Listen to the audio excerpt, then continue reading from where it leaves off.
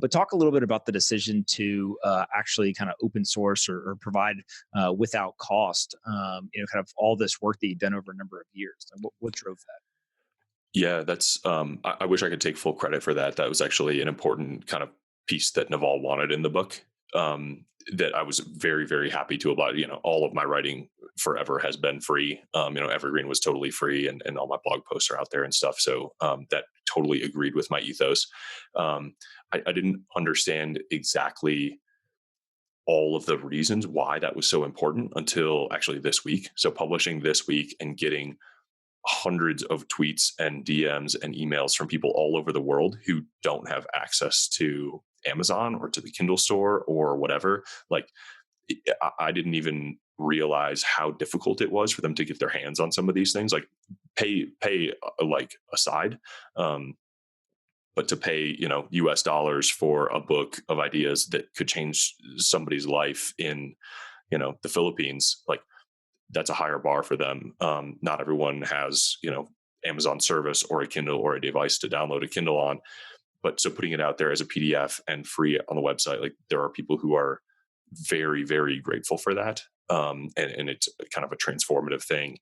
I think it is also, it's been downloaded tens of thousands of times already.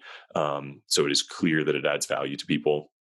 I think enough people are going to kind of share this and appreciate it. And there's a lot more to kind of do around these ideas. But really, like, Naval has given all of this, these lessons away. I'm very happy to kind of add my curatorial efforts to it and pay that forward, the best I can. And plenty of people are going to want to buy the book, or we made it as cheap as we can on Amazon in the Kindle store, but Amazon does not want to do free hosting and distribution, it turns out. So they set price floors, but everything, we made it available for free on the website, navalmanac.com. You can read the whole thing. You can download EPUB, Mobi, PDF, put it in your Kindle, print it out, whatever you want to do. Like, it's all out there. Got it. Are you going to write another one? Maybe. Who do you want to see the Almanack of next? Oh, I'd have to think hard. If you're going to go spend 3 years of your life, it would have to be somebody that meets that same quality bar. I'm not going to just throw a random name out there and then you go do it. If you think of it, you send it to me. I'm not going to rule it out, but I'm also not going to just go, kind of crank them out to crank them out.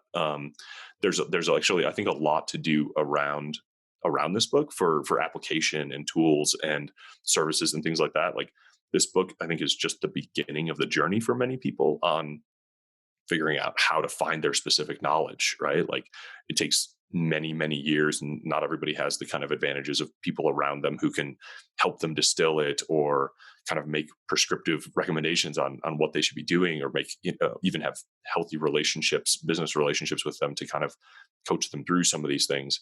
There's definitely a lot to learn about the tools of leverage and, how many ways there are to kind of buy back your own time and work on high leverage tasks and things like that. Like, this is something I think you have done incredibly well, with no playbook that I can see, just kind of like intuiting your way forward to figure out like what you are uniquely really good at, how to find kind of tools that help you get, more reach and find more audience and serve the people who follow you better.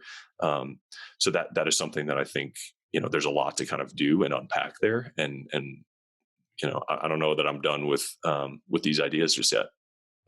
Well, one of the things that's really interesting to me, and you'll know I won't, where he said it, but I think it was in like the How to Be Rich kind of series of audio clips.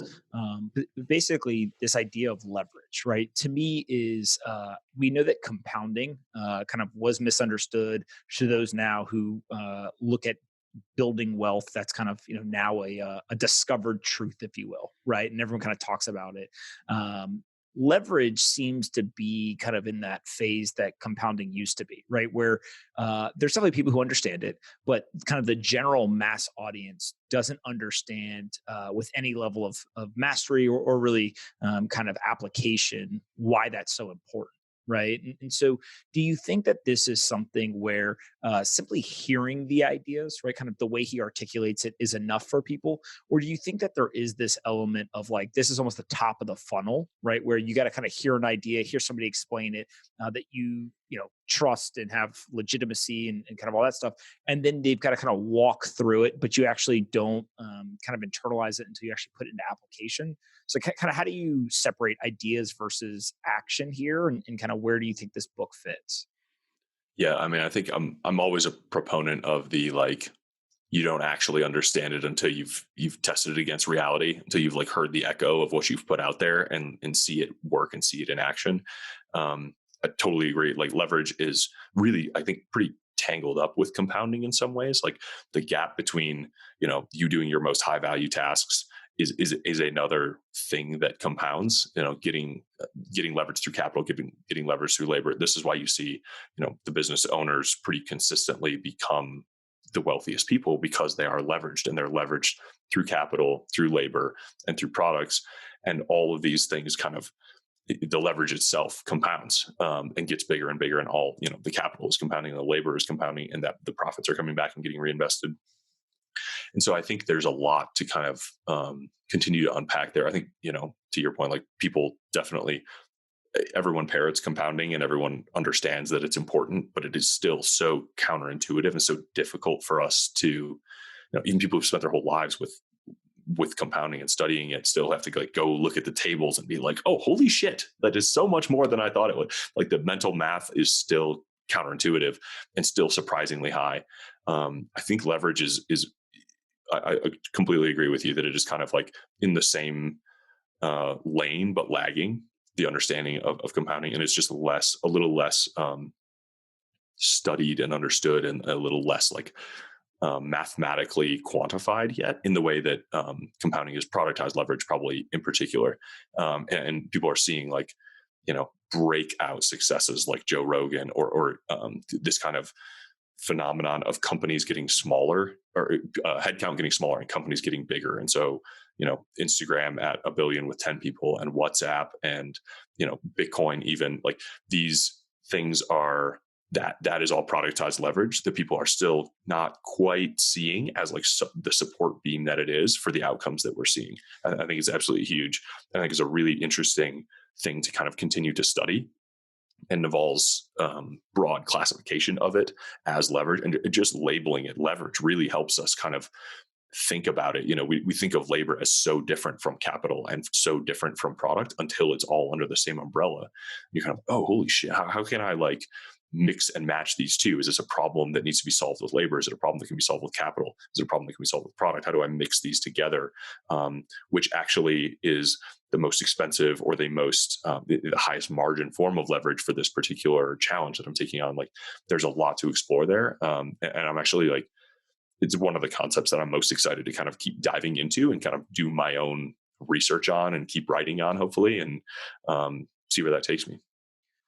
To me, one of the aspects as you're reading through it and kind of really, really like looking at the words on a page, right, not just hearing a podcast, et cetera, is it's very obvious that his command of these ideas is due to his application of them, right? And so it's like the idea of leverage, like even the way that he describes the various types of leverages, he specifically highlights not just software, right? Not just human capital. He also talks about blogs and podcasts, and like he really, really understands it. And when you kind of take a step back, like because he's done all of it, right? And so did you get the sense that he has this ability to articulate these ideas because of his specific experience? Or do you think that this is something where anyone who sat and just thought about this stuff for a long time could kind of come to the same conclusions and have the same command of the descriptions in these ideas? Yeah, I think it takes some experience with reality, some operating experience to kind of get not just fluent with these concepts, but to have them distilled so powerfully. It is a very non-academic thing, right? It's not a guy who studied a bunch of different things and wrote a big paper with a bunch of confusing words about how leverage applies. It is like a man who has built and invested in, he's built a few successful businesses. He's invested in hundreds of successful businesses. And he has this kind of like mental model of how these things come about and what he's looking for. And that is just, and in a few kind of simple words can explain that. And now he's been studying these things. He says he formulated some of these things when he was 14, and just like, a poor immigrant kid in New York looking around trying to figure out how the world works and how people get money and how to become successful. So he's been distilling these principles for decades and applying them and learning them. And so, even there's a blog post from 2008 that is like, surprised me with how far back it was. There was some of these kind of basic equations, your income equals your specific knowledge plus accountability plus leverage. Very basic formula, doesn't mean anything to you until you've read the other, until you can unpack all those words into the things that he's been thinking about for 10 years, which is kind of what this book does. But it really surprised me how long he's been thinking about it. And it shows you like, this clarity comes from years of distillation and practice and application and receiving kind of feedback from the universe that these theories are correct. And once they're in your head, you're looking around at other people, seeing how, you see this formula everywhere, and you start to see how people take accountability, how they use specific knowledge, how they use leverage. And it almost becomes a formula for kind of understanding how they became successful or how they continue to grow. And that's really where you start to see how you can apply it for yourself. That's where you get to the 301, 401, like, oh, I see the world differently now. And now I understand if I push this button, this thing can happen. And now I understand if I start this business, it can become profitable with the use of these tools, these pieces of leverage, instead of just, trying to do everything manually. And you understand the difference between the level of accountability that an hourly worker has versus their manager versus the owner of the business. Like, these are things that not everyone is lucky enough to ever see, how the world works and why some people are successful and why others are getting wealthy and some aren't. That is, I find that to be a very valuable thing to just understand the truths of some of these things and see the forces that are at work. Yeah, it's really, really interesting to kind of hear you navigate that balance between just thinking and doing. What happens next? Will you continue to update this and kind of on an annual or every few year basis?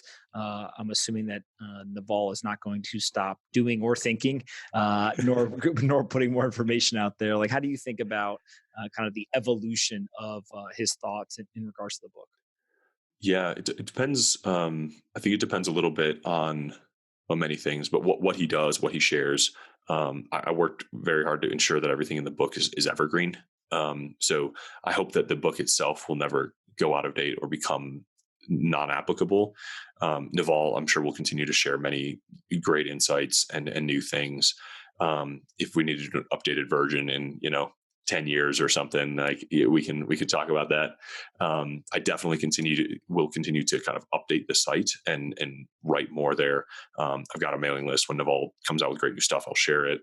I may continue to kind of try to expand on some of these ideas on the blog, share more about how the book came about and what is happening as a result of the book. Some of the stuff we talked about around how to help people go further with these ideas, how to get more, in tune with their specific knowledge, how to apply leverage, might be something that we do. I don't know. The whole last section of the book is recommended reading. So there's all these kind of great books across philosophy and, nonfiction. There's a bunch of Matt Ridley and Talib. And one of the things that I've heard is that a reading group might be really interesting for people who want to kind of get together and study Naval's recommendations and his ideas and create kind of a little like Naval University. If you want to swim deeper into these ideas, let's go into the source material together.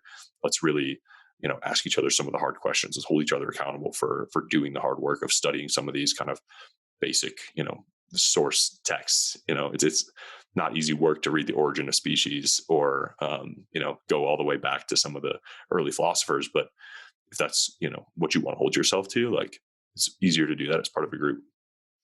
Yeah, makes a lot of sense. If anyone wants to buy the book, The Almanack of Naval Ravikant, A Guide to Wealth and Happiness, they can go to navalmanac.com is the best place to buy the hardcover, and then you can also download the PDF or other versions for free there.